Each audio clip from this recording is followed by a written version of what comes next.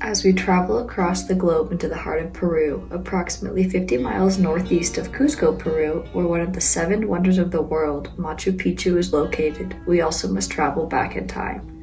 More than 500 years ago, the ancient Inca people built a remarkable landmark famously known today as Machu Picchu.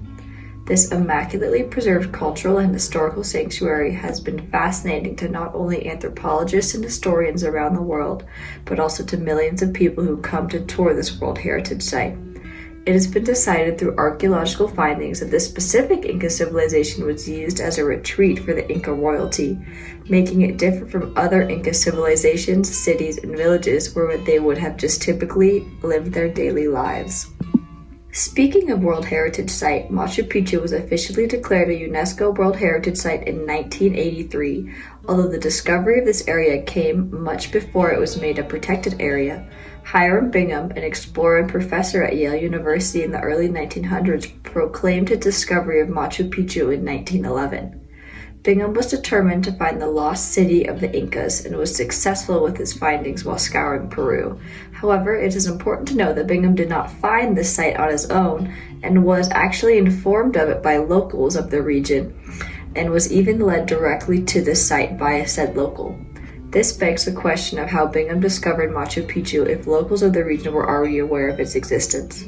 Unlike other PAs typically discovered by white males, Machu Picchu was technically already abandoned by its inhabitants, as the Incan people were displaced by the Spaniards in the 1500s. However, it is important to acknowledge the disruption of the lives of the Peruvian locals who were living near the area at this time. In fact, in 1915, Bingham brought in other outsiders to do a personal excavation of artifacts from the site to Yale for research. This is a choice that is still being debated today if these artifacts should be returned to Peru. However, one aspect that Bingham proclaimed that everyone could agree upon is the significance that Machu Picchu has towards anthropology and the ancient Inca culture. Since Machu Picchu is considered one of the most well-preserved cultural sites in the world, it is easy to understand why it was declared a UNESCO World Heritage Site. UNESCO recognized Machu Picchu for its outstanding universal value, as it falls under 4 criteria: Criteria 1, 3, 7, and 9. Criteria 1, the Inca city of the historic sanctuary of Machu Picchu is the articulating center of its surroundings, a masterpiece of art, urbanism, architecture, and engineering of the Inca civilization. Criteria 3, the historic sanctuary of Machu Picchu is a unique testimony of the Inca civilization and shows a well-planned distribution of functions within space, territory control, and social, productive, religious, and administrative organization.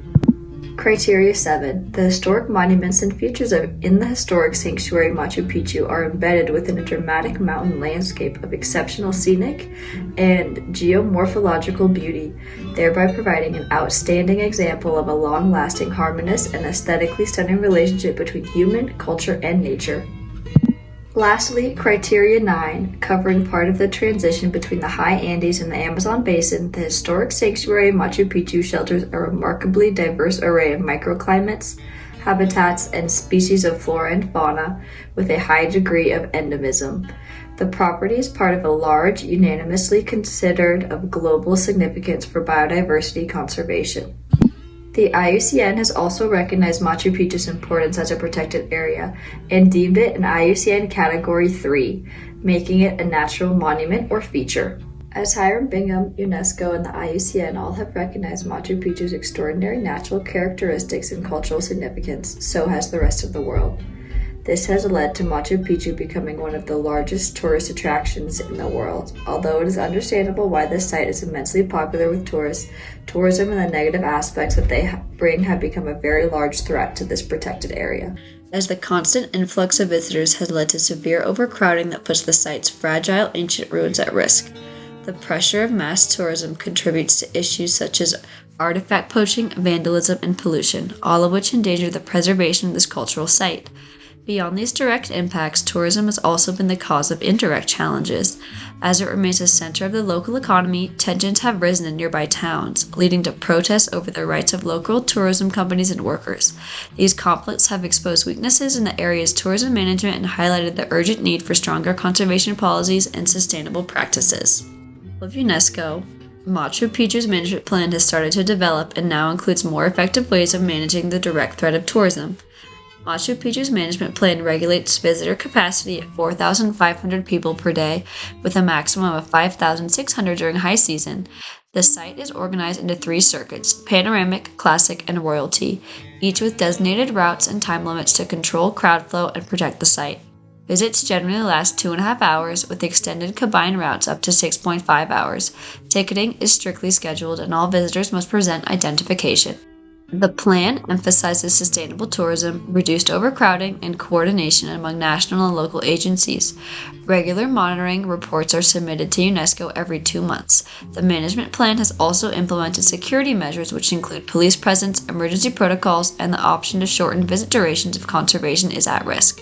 After peak seasons, authorities reassess site conditions and may restrict access to sensitive areas. Visitor education is also a key focus, with staff at major transport hubs, training tour operators, and public awareness programs designed to promote responsible tourism and preserve Machu Picchu's cultural and natural heritage.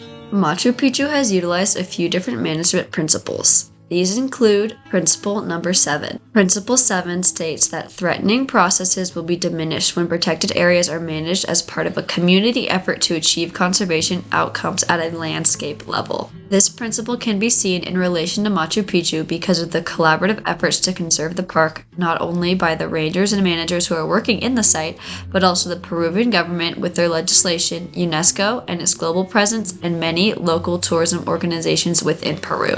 Another principle, Principle Number 10, states that regulations coupled with adequate policing may be required to address some threats. Machu Picchu, due to the high amount of tourists, may be at risk for many forms of public attacks. To ensure visitor safety and enforce regulations, Machu Picchu does have trained police officers who are armed at every entrance to the park. Although they do not interact much with tourists, they are still there and ready to protect both the nature of the site and the people visiting. Principle Number 9, effective community education may help to reduce threats to protected areas, can also be seen in Machu Picchu. Lastly, it is important to acknowledge Principle Number 5, shifting baseline syndrome. Be aware of shifting environmental baselines, as there may be intergenerational changes to how people perceive the state of their natural environment. This can mask the true extent of environmental change. This can be acknowledged at Machu Picchu because it is a site that will always be known for its beauty and considered breathtaking by its tourists, which will make it difficult to understand and realize when the site has become degraded from its previous condition pre-tourism. As you have seen, Machu Picchu is a fascinating, gorgeous, and incredibly unique protected area, making it understandable why it is facing the immense threat of over-tourism.